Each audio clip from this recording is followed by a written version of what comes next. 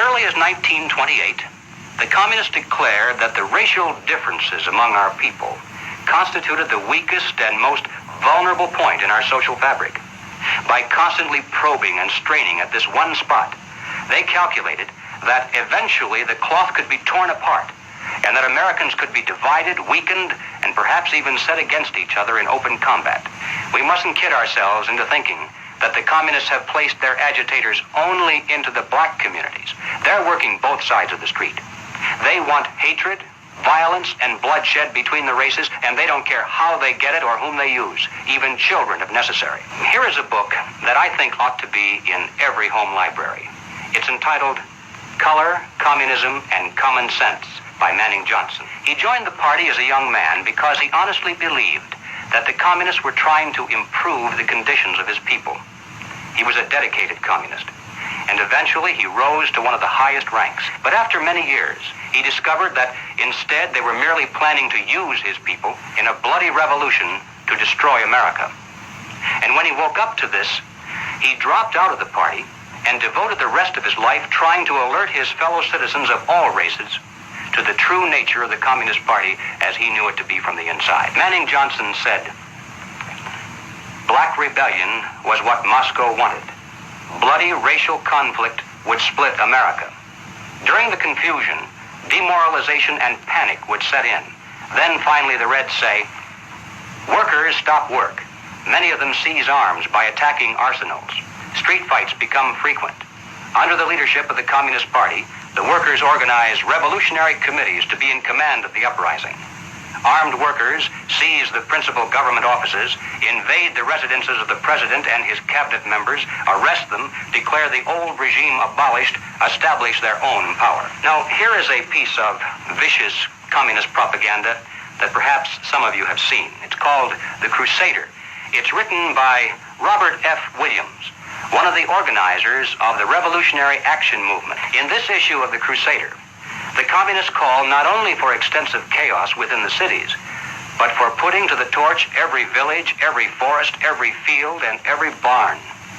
The plan is for raging fires from one city to the next. The reason?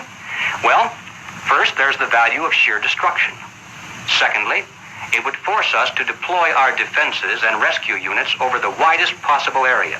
The communists point out that as long as our police and National Guard remain concentrated, they're invincible. But if they can be forced to spread out over the entire city and into the countryside as well, then they can be picked off from ambush one by one. And the third value of massive fire to the communists is psychological. The average American, they say, soft and decadent, when he sees billows of black smoke rising from one horizon to the other, when at night the only light he has to see by is the flickering red from flames leaping into the sky, he'll become paralyzed with fear and panic. He'll run away and hide and do nothing to interfere with the guerrilla bands as they strike at the community's power centers. The Crusader explains how to set up sniper units in crowded metropolitan areas, how to manufacture jumbo Molotov cocktails, the gallon jug size, and how to mix the gasoline with certain ingredients to make it burn like napalm, how to pour gasoline into utility manholes in the streets to set fire to the main telephone cables, how to put sulfur tips from matches into air conditioning units and blow up large buildings, how to ignite gas mains and oil storage tanks. It explains how radio-controlled model airplanes can be used to fly explosive charges over heavily guarded fences into gasoline storage areas or munition stockpiles.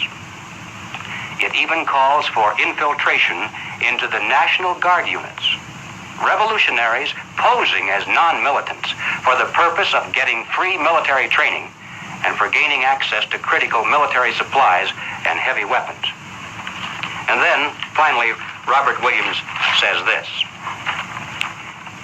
any all-out minority revolution must create a state of crisis wherein almost all of the male population would be forced to remain in their homes to protect their property and families. The middle class is very large, but it is not accustomed to deprivation and terror. Because of its affluence, it has waxed soft. It has no stomach for massive fire, blood, and violence. The motive force behind its life drive is its endless pursuit of prestige, conspicuous consumption, and sensual pleasure. A few years of violent, sporadic, and highly destructive uprisings will set the stage for the grand finale. After the stage is properly set through protracted struggle, America could be brought to her knees in 90 days of highly organized, fierce fighting, sabotage, and massive firestorm. Ladies and gentlemen, the plans and preparations for a communist revolution of force and violence are far advanced. The organization behind these preparations has almost unlimited financial resources, and it provides both training and leadership based upon years of experience in many other countries. Our enemies are deadly serious about their task, and it's nothing short of national suicide for us to continue to ignore their plans and their progress. The violent revolution becomes of primary value to the communists to the extent to which it can be used to condition the masses psychologically to accept the non-violent revolution, which is offered supposedly as the only alternative. Hoping to avoid further violence and bloodshed, the public is to be pressured into accepting measures that will move the country gradually and legally toward communism, but without calling it that. The strategy of the proletarian revolution calls for the quiet conversion of our government into a communist regime, but under the banner of socialism. Well, what is socialism? All right, let's define it. According to the dictionary, socialism is a political concept based upon the principle of government ownership and control of property, the means of production, and the avenues of commerce. Under socialism, those who run the government, and the communists are confident that in America they eventually will be the ones who do so, those who run the government will know who is to get something and who has to wait, and that represents control over human beings. What has all this to do with the communist revolution in America? Well, ladies and gentlemen, it has everything to do with it, because the building of socialism is the communist revolution in America. It represents the process whereby our country can be moved gradually toward communism without the people even being aware of it. No matter what grievance we may have, real or imagined, no matter what national problems we may face, the communists seize upon these as excuses to build socialism.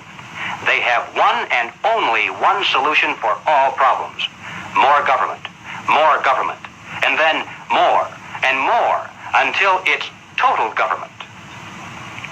And forgive me for saying it one more time, total government is communism.